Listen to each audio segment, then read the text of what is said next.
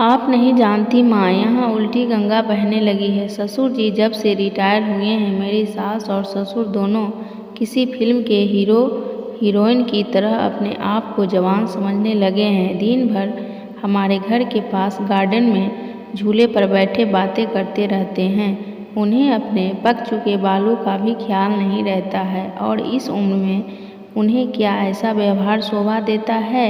कविता अपने ससुराल की समाचार अपनी माँ को बता रही थी, तभी उसकी सास अलका उदास मन से रसोई घर में जाती है, क्योंकि बहू की कड़वी बातें उन्होंने सुन ली थी। उसकी सभी बातों को नज़रअंदाज कर सास मसाले वाली चाय बना के पहले एक कप बहू को उसकी कमरे में देकर दूसरा कप अपने पति के लिए लेकर जाती है। बहू यह देखती है और अपना मुंह टेढ़ा करती है। सास ने फिर से एक बार उसकी तरफ दुर्लक्ष्य किया, क्योंकि ससुर के निवृत्त होने के बाद यह उनका रोज का नित्य कर्म बन गया था। वह अब किसी के भी परवाह किए बिना रोज अपनी मर्जी के मुताबिक नए नए कपड़े पहनकर गार्डन में अपने पति के साथ बैठकर अपना ज़्यादातर समय बिताती थी। उन्होंने अपनी पूरी ज़िंदगी अपने बच्चों के लिए काम करते हुए बिता दी थी, इसलिए अब वह बची खुची ज़िंदगी वह दोनों एक साथ समय बिताकर जीना चाहते थे। आनंद निवास बंगले जैसा 2 मंजिलों का घर पति पत्नी का यह सपना था और उन्होंने यह बड़ी मेहनत से पूरा भी किया था। अलका जी ने घर के सामने उस गार्डन को बड़े प्यार से बनाया था और वहाँ पर कई फूलों के पौधे और बेलें उगाई थी। उनके उगाए चंपा, जसवंती, मोगरा, गुलाब, ऐसे दर्जनों फूलों की खुशबू से उनका गार्डन हमेशा महकता रहता था। अलग अलग ऋतुओं में अलका जी अलग अलग सब्जियां भी अपने उस गार्डन में उगाया करती। रसोई के लिए धनिया, पुदीना और मेथी उन्हें कभी बाहर से खरीदनी नहीं पड़ती। इतने सालों तक काम की भागदौड़ में उनके पति सोमनाथ जी कभी भी इस जगह का आनंद नहीं ले पाए थे, लेकिन अब उनका पूरा खाली समय इसी जगह पर बीतता था। दरअसल एक और छोटा सा घर वहाँ बना सके, इसलिए उन्होंने वह जगह खरीदी थी, लेकिन अब वह संभव नहीं था। अलका जी को अपने बनाए हुए उस गार्डन में एक झूला चाहिए था, जो उन्होंने लाकर दिया था, और अब वही झूला उनको एक दूसरे के साथ ज़्यादा से ज़्यादा सुखमय समय बिताने का जरिया बन गया था। उन्होंने अपने घर में सभी ज़रूरी चीज़ों की और बाकी ऐसे आराम की चीज़ों की कोई कमी नहीं रखी थी। फिर भी बहू को दोनों का उस झूले पर बैठकर समय बिताना खटकता था। पहले दिन भर उसके साथ रहने वाली सास अब ज़्यादा समय अपने पति को देने लगी थी।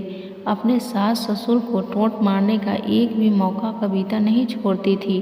वह हमेशा अपना दिमाग उनको उस जगह से हटाने के लिए लगाती रहती, और एक बार उसने ऐसा करने के लिए एक षड्यंत्र भी रचा। अजय, तुम्हें नहीं लगता हमें एक बड़ी कार लेनी चाहिए? कविता ने अपने पति से कहा। आइडिया तो अच्छा है, लेकिन कार रखने के लिए जगह कहाँ है? हमारे पास एक ही छोटा सा गैरेज है, जहाँ सिर्फ एक कार के लिए जगह है। अजय ने चिंता वाले स्वर में कहा। कौन कहता है जगह नहीं है? वह गार्डन है ना, जहाँ आजकल 2 लवर्स अपना डेरा जमाए बैठते हैं। कविता ने अपने पति के तरफ तिरछी नज़र करते हुए कहा। आजकल तुम कुछ ज़्यादा नहीं बोलने लगी हो? अजय ने अपनी पत्नी को फटकार लगाते हुए कहा। लेकिन सच तो यह था कि उसने भी इस बारे में अपने पिता से बात करने का मन बना लिया था। अगले दिन अजय ने पिता के पास गया और उनसे बोला, पिताजी, मेरा और आपकी बहू का मन है कि एक बड़ी कार ली जाए। पर बेटा, हमारे पास पहले से एक गाड़ी है ना, दूसरी गाड़ी लेने के बाद हम उसे रखेंगे कहाँ?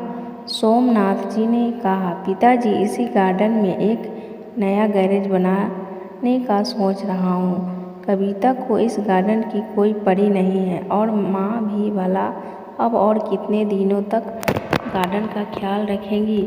इसलिए अच्छा होगा कि सभी पेड़ पौधों को तोड़कर यहाँ गैरेज बना दिया जाए। अजय ने अपने विचार बताए। दूर खड़ी अलका जी को यह सुनकर जैसे दिल ही बैठ गया। सोमनाथ जी अपना गुस्सा दबाते हुए बोले, मुझे तुम्हारी माँ से पूछना पड़ेगा, मुझे थोड़ा वक्त दो। क्या पिताजी, इसमें क्या मम्मी से पूछना?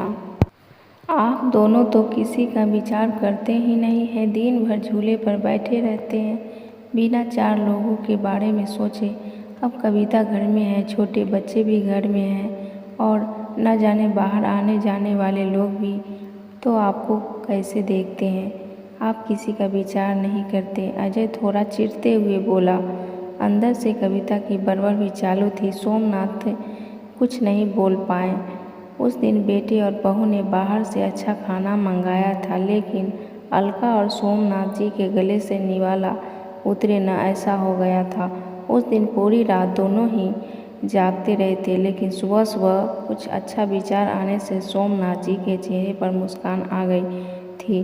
सोमनाथ जी खुद रसोई घर में जाकर चाय बनाकर लाए थे, लेकिन अलका जी इतने निराश थी कि वह आज बगीचे में किसी भी पेड़ पौधों को पानी तक डालने नहीं गई थी। पूरा दिन तो बड़ा ही नॉर्मल तरीके से गुजरा था, लेकिन शाम को अजय की आंखें फटी की फटी रह गई थी जब उसने घर के आगे घर भाड़े पर देना है का बोर्ड पढ़ा था। अजय ने सोमनाथ जी से कहा, पापा, माना कि हमारा घर बड़ा है, लेकिन इसका मतलब यह थोड़ी है कि हम उसे भाड़े पर दे दें। बेटा, अगले महीने मेरे साथ काम करने वाले शर्मा जी रिटायर हो रहे हैं और अब वही इस घर में भाड़े पर रहेंगे। सोमनाथ जी ने कहा, लेकिन वह कहाँ रहेंगे? अजय ने अपनी शंका भरा सवाल पूछा। घर के उस हिस्से में जहाँ तुम रहते हो, सोमनाथ जी ने कहा। और पापा, हम कहाँ रहेंगे? नरम आवाज़ में अजय ने कहा, बेटा, मैं जानता हूँ कि मैं तुम्हें इस लायक बनाया है कि तुम अपने पैरों पर खड़ा हो सके, इसलिए तुम्हारे पास 1 महीना है। तुम अपने लिए एक नया फ्लैट ढूंढ लो या कंपनी के फ्लैट में रहने चले जाओ। वहाँ तुम्हें तुम्हारी उम्र के लोगों का साथ मिल जाएगा और इस घर में हमारी उम्र के लोगों का साथ मिल जाएगा हमें। तुम भी सुखी और हम भी सुखी। सोमनाथ जी ने सब कुछ साफ साफ बताया। पापा, लगता है आप तो नाराज़ हो गए। कल मैंने जो भी कहा मेरा वह मतलब नहीं था। अजय ने अपने पापा के आगे हाथ जोड़ते हुए कहा, नहीं बेटा, तुम्हारी जनरेशन ने हमें एक सबक सिखा दिया है कि कैसे प्रैक्टिकल बन के रहा जाता है। हम बड़े तुम बच्चे के साथ में देखकर खुश हो सकते हैं, तो तुम्हें हमें साथ में देखने में क्यों प्रॉब्लम होती है? यह घर, यह गार्डन और गार्डन में बड़े हुए यह पेड़ पौधे इस बात की गवाह है कि कैसे तुम्हारी माँ ने मेरे लिए और ख़ास कर तुम्हारे लिए जी जान से सेवा की है, अपना समय, अपनी जवानी खर्च कर दी। इसलिए इन सब पर तुमसे और मुझसे भी ज़्यादा तुम्हारी माँ का हक है और इन सब को तुम्हारी माँ से नहीं छीन सकता। सोमनाथ जी ने अपनी पत्नी की तरफ देखकर कहा। आशा करती हूँ ये कहानी आप लोगों को पसंद आया होगा। धन्यवाद।